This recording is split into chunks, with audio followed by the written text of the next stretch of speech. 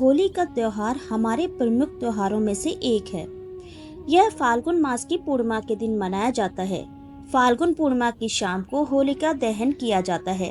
फाल्गुन पूर्णिमा की शाम को मंदिरों में, चौराहों पर या जहाँ कहीं भी अग्नि के लिए लकड़ी एकत्रित की गई हो, वहाँ पर होलिका जलाई जाती है। इस आग में नई फसल की गेहूं की बालियों और चने के होलों को भी भूना जाता है। हर त्योहार की अपनी एक कहानी होती है जो धार्मिक मान्यताओं पर आधारित होती है। होली के पीछे भी एक कहानी जुड़ी हुई है। अधिकतर लोगों ने होली की बहुत ही संक्षिप्त कहानी सुनी होगी, लेकिन आज की इस वीडियो में हम आपको संपूर्ण कहानी सुनाएंगे। लेकिन उससे पहले निवेदन करते हैं कि आप इस कथा को लाइक कर दीजिए और चैनल को सब्सक्राइब करके बेल आइकन का बटन दबाना बिल्कुल भी ना भूलें। आइए अब शुरू करते हैं होली की पौराणिक एवं प्रचलित कथा। एक बार सनक, सनंदन, सनातन और सनत कुमार भगवान विष्णु के दर्शन के लिए बैकुंठ लोक गए। बैकुंठ लोक पहुँचते ही द्वार पर जय और विजय नाम के द्वारपालों ने उन्हें अंदर जाने से रोक दिया। तब सनक आदि ऋषियों ने कहा, हम भगवान विष्णु के परम भक्त हैं, तुम हमें उनके दर्शन करने से क्यों रोक रहे हो? तुम दोनों तो भगवान विष्णु की सेवा में रहते हो, तुम्हें तो उन्हीं के समान परम शांति में होना चाहिए। हमें श्री हरि विष्णु जी के दर्शन के लिए जाने दो। ऋषियों के इस प्रकार निवेदन करने पर भी जय और विजय ने उन्हें अंदर जाने से मना कर दिया और जय और विजय के ऐसे व्यवहार को देखकर ऋषियों को क्रोध आ गया और उन्होंने कहा, भगवान विष्णु के समीप रहने के बाद भी तुम लोगों में अहंकार आ गया है और बैकुंठ लोक में अहंकारी के लिए कोई स्थान नहीं है।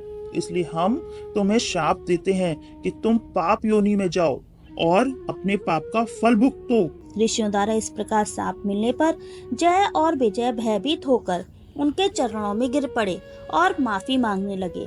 जब भगवान विष्णु को सनक आदि ऋषियों के आने का समाचार मिला तो वह स्वयं लक्ष्मी जी एवं अपने समस्त पार्षदों के साथ उनके स्वागत के लिए पधारे।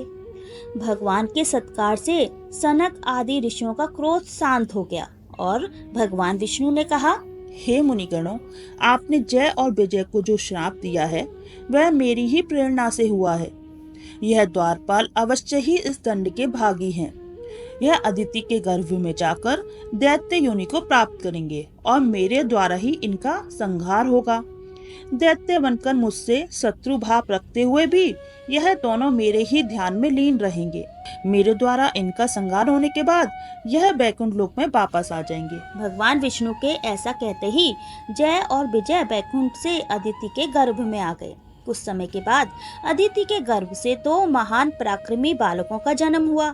इनमें से बड़े का नाम हिरण्यकश्यप और छोटे का नाम हिरण्याक्ष था। दोनों भाइयों में बड़ा ही प्रेम था। दोनों ही महाबलशाली, पराक्रमी और आत्मबल संपन्न थे। दोनों भाइयों ने युद्ध में देवताओं को पराजित करके स्वर्ग पर अधिकार कर लिया। एक समय जब हिरण्याक्ष ने पृथ्वी को सातल में ले जाकर छुपा दिया, तब भगवान विष्णु ने बराह अवतार लेकर पृथ्वी की रक्षा के लिए हिरण्याक्ष का वध कर दिया। हिरण्यकश्यप दैत्यों को प्रजा पर अत्याचार करने की आज्ञा देकर स्वयं महेंद्राचल पर्वत पर चला गया। वह भगवान विष्णु द्वारा अपने भाई की हत्या का बदला लेने के लिए ब्रह्मा जी की घोर तपस्या करने लगा। इधर दैत्यों के राज्य को राज्य विहीन देखकर देवताओं ने उन पर आक्रमण कर दिया। दैत्यगण पराजित हुए और पाताल लोक को भाग गए। देवराज इंद्र ने हिरण्यकश्यप के महल में प्रवेश करके उसकी पत्नी कयाधु को बंदी बना लिया। उस समय कयाधु गर्भवती थी, इसलिए देवराज इंद्र उसे अपने साथ लेकर अमरावती की ओर जाने लगे। मार्ग में उनकी देवर्षि नारद से भेंट हो गई। देवर्षि नारद ने पूछा, हे देवराज, इसे कहाँ ले जा रही हो? तब देवराज इंद्र कहने लगे, हे देवर्षि, इसके गर्भ में हिरण्यकश्यप का अंश है, उसे मारकर मैं इसे छोड़ दूंगा। देवराज इंद्र की बात सुनकर देवर्षि नारद कहने लगे, हे देवराज, इसके गर्भ में तो बहुत बड़ा भगवत भक्त है, जिसे मारना तुम्हारी शक्ति के बाहर है, अतः इसे छोड़ दो। नारद जी के कथन का मान रखते हुए देवराज इंद्र ने कयाधु को छोड़ दिया और अमरावती चले गए। नारद जी कयाधु को अपने आश्रम में ले गए और उससे बोले, बेटी, जब तक तुम्हारे पति अपनी तपस्या पूरी करके नहीं लौटता, तब तक तुम यहाँ पर आराम से रहो। कयाधु उस पवित्र आश्रम में देवर्षि नारद के सुंदर प्रवचनों का लाभ लेती हुई सुखपूर्वक रहने लगी, जिसका गर्भ में पल रहे शिशु पर भी बहुत गहरा प्रभाव पड़ा। समय होने पर कयाधु ने एक पुत्र को जन्म दिया, जिसका नाम प्रहलाद रखा गया। इधर हिरण्यकश्यप की तपस्या पूरी हुई और वह ब्रह्मा जी से मनचाहा वरदान लेकर वापस अपनी राजधानी चला गया। कुछ समय के बाद कयाधु भी प्रहलाद को लेकर देवर्षि नारद के आश्रम से राजमहल में आ गई। राजमहल में जब प्रहलाद कुछ बड़े हुए तब हिरण्यकश्यप ने उनसे शिक्षा ली। प्रहलाद गुरु के संपर्क में शिक्षा ग्रहण करने लगे। एक दिन हिरण्यकश्यप अपने मंत्रियों के साथ सभा में बैठा हुआ था। उसी समय प्रहलाद अपने गुरु के साथ वहां आए। प्रहलाद ने अपने पिता को प्रणाम किया। यह देखकर हिरण्यकश्यप ने अपनी गोद में बिठाकर उसे दुलार किया और कहा, बस तुमने अब तक अध्ययन में निरंतर तत्पर रहकर जो कुछ सीखा है उससे कुछ अच्छी बात सुनाओ। तब प्रहलाद कहने लगे, पिताश्री, मैंने अब तक जो कुछ सीखा है उसका सारांश आपको सुनाता हूँ। जो आदि, मध्य और अंत से रहित, अजन्मा, वृद्धाक्षय से शून्य और अछूत है और समस्त कारणों के कारण तथा जगत की स्थिति और अंत करते उन श्री हरि को मैं प्रणाम करता हूँ। यह बात सुनकर दैत्यराज हिरण्यकश्यप के नेत्र क्रोध से लाल हो उठे। उसने कांपते हुए होठों से प्रहलाद के गुरु से कहा, अरे दुर्बुद्धि ब्राह्मण, यह क्या? तुमने मेरी अवज्ञा करके इस बालक को मेरे परम शत्रु की स्तुति से युक्त शिक्षा कैसे दे दी? प्रहलाद के गुरु ने कहा, दैत्यराज, आपको क्रोध के वशीभूत नहीं होना चाहिए। आपका पुत्र मेरी सिखाई बातें नहीं कह रहा है। हिरण्यकश्यप बोला, बेटा प्रहलाद, बताओ तुम्हें यह शिक्षा किसने दी? तुम्हारे गुरुजी तो कहते हैं कि मैंने तो इसे ऐसा उपदेश दिया ही नहीं। तब प्रहलाद बोले, पिताश्री, हृदय में स्थित भगवान विष्णु ही तो संपूर्ण जगत के उपदेशक हैं। उनको छोड़कर और कोई किसी को सिखा सकता है भला? यह बात सुनकर हिरण्यकश्यप ने कहा, अरे मूर्ख, जिस विष्णु का तो निश्चित होकर स्तुति कर रहा है वह मेरे सामने कौन है? मेरे होते हुए और कौन परमेश्वर कहा जा सकता है? सब कुछ जानते हुए भी तू मौत के मुंह में जाने की इच्छा से बार बार ऐसा बोल रहा है।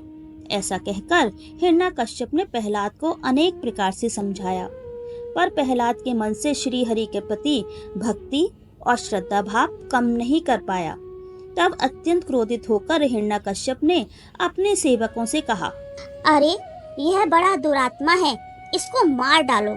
अब इसके जीने से कोई लाभ नहीं है, क्योंकि यह शत्रु प्रेमी तो अपने ही कुल का नाश करने वाला हो गया है।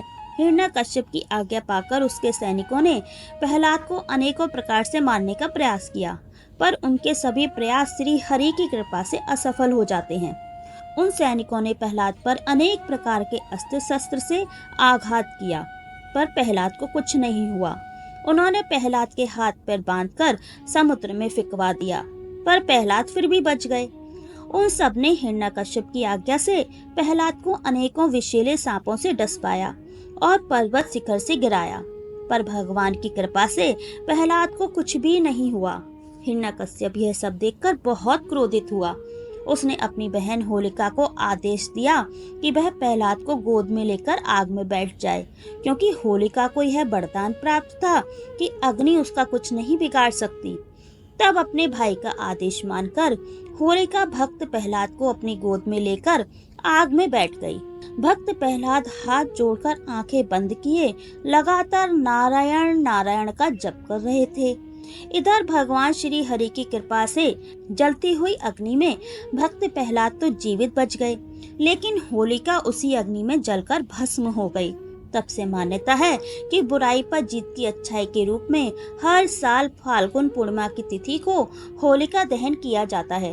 होलिका दहन करने से भक्तों के सभी दुख दूर हो जाते हैं और भगवान श्री हरि का आशीर्वाद भी प्राप्त होता है। तो यह थी आज की वीडियो कैसी लगी कमेंट सेक्शन में जरूर बताइएगा और कथा को लाइक करके चैनल को सब्सक्राइब अवश्य कर दीजिए। मिलते हैं अपने अगले वीडियो में, तब तक के लिए धन्यवाद। आप सभी को होली की हार्दिक शुभकामनाएं।